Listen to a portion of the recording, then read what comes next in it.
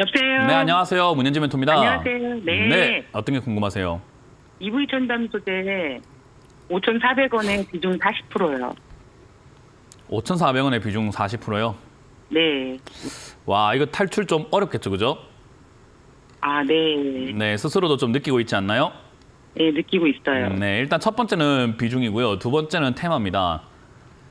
일단 첫 번째 비중, 40% 비중 들어가 버리게 되면 추가 매수하기가 되게 이제 껄끄러워집니다. 왜냐하면 네. 추가 매수가 효과가 제일 좋은 게 뭐냐면요. 내가 매수한 금액만큼 하는 거예요. 왜냐하면 우리가 10,000원짜리 주식을 1,000만 원치 사면은 1,000주를 사게 되는 거잖아요. 그죠? 네. 근데 그게 만약에 5,000원까지 빠졌을 때 내가 1,000주를 사게 된다고 하면은 500만 원치 사게 되는 거예요. 그러니까 네. 금액이 이렇게 반토막이 나여 있는데 그런 매수가가 7,500원밖에 안 되거든요. 딱 진짜 딱 절반까지만 떨어져요. 근데 내가 매수한 금액만큼 사게 되면 어떻게 되냐면요. 5,000원까지 떨어졌을 때 내가 1,000만 원치 사게 되면 2,000주를 사게 됩니다. 2배를 사게 되는 거죠. 그죠? 네. 그로 인해서 내 매수가가 어디까지 빠지냐 하면 한 6,600원까지 빠지게 돼요. 그러니까 매수한 금액만큼 추가 매수를 했을 때 우리는 추가 매수 효율이 굉장히 높아지게 되거든요. 실제로 10,000원에 산 종목을 1,000원에 추가 매수하게 되면요. 평균 매수가가 1,800원이 됩니다. 네. 그러니까 10,000원에 내가 실수로 매수했다 하더라도 매수한 금액만큼 똑같이 추가 매수를 한 번만 1,000원에 하게 된다면 90% 박살나더라도 난 1,800원까지 매수가를 낮출 수 있기 때문에 충분히 탈출하고도 남을 수 있는 가격이 돼버리는 거거든요. 그래서 네. 매수한 금액만큼 추가 매수하는 것을 저는 항상 원칙으로 하라라고 많이 강의를 해드리고 알려드리고 있는데 지금 매수한 금액만큼 들어가 버리게 되면 비중이 몇 프로가 되죠? 80%가 됩니다. 그러면은 거의 지금 EV 첨단 소재에 목숨 한번 걸어보자라는 식으로 투자를 하셔야 되고 내 인생 한번 걸어보자라는 식으로 투자하셔야 되는데 뭐 걸만한 기업인 것 같으세요? 아닌 것 같으세요?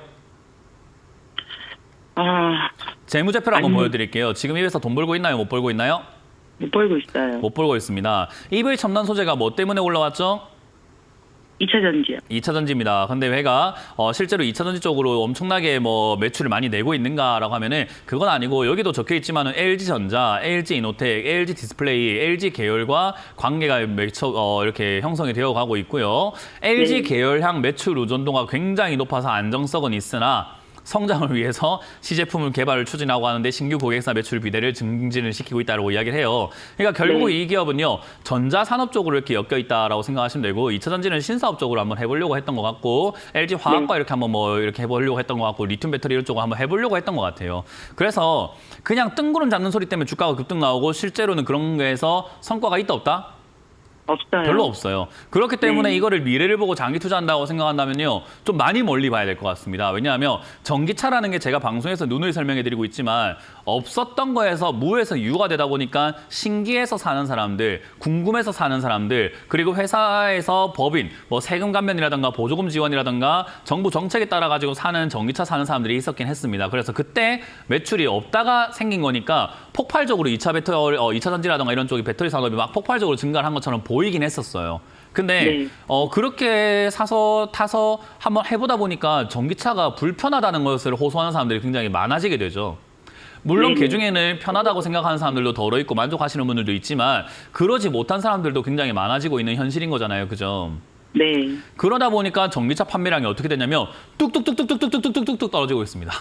네. 그러니까 테슬라 주가도 마찬가지로 뭐 와장창창 무너지고 있는 거고 리튬 이제 가격도 마찬가지로 뚝뚝뚝뚝뚝뚝뚝 떨어져가지고 지금 바닥을 기어다니고 있는 상태가 되어버린 거죠. 그러니까 이게 한때 테마였던 거지 2차 전지라든가 이런 전기차가 앞으로 뭐 유망한 사업은 맞는데 너무 일시적으로 우여곡절이 있을 텐데 무조건 잘 된다고 생각하고 투자하는 사람들이 많았던 거예요. 그러다 보니 제가 지금 이거를 추가 매수를 하라라고 과감하게 말씀드릴 수는 없는 노릇인 거죠. 왜냐하면 2차 전지 성장할 것 같아요. 왜냐하면 전기차 시대로 이제 앞으로 돌아가야 되고 2026년부터 현대차도 전기차만 양산하겠다라고 한 것만큼 앞으로 이제 전기차에 대한 어떤 정부 정책이라든가 그리고 뭐 디젤 자동차라든지 뭐 휘발유 자동차라든지 내연기관 자동차에 대한 어떤 법적인 어떤 규제가 생기게 된다면은 사람들이 아이고 내가 이거 진짜 안 입고 와서 내가 전기차 바꾸지 하면서 바뀔 거 아니에요. 분위기가 자체가. 그죠?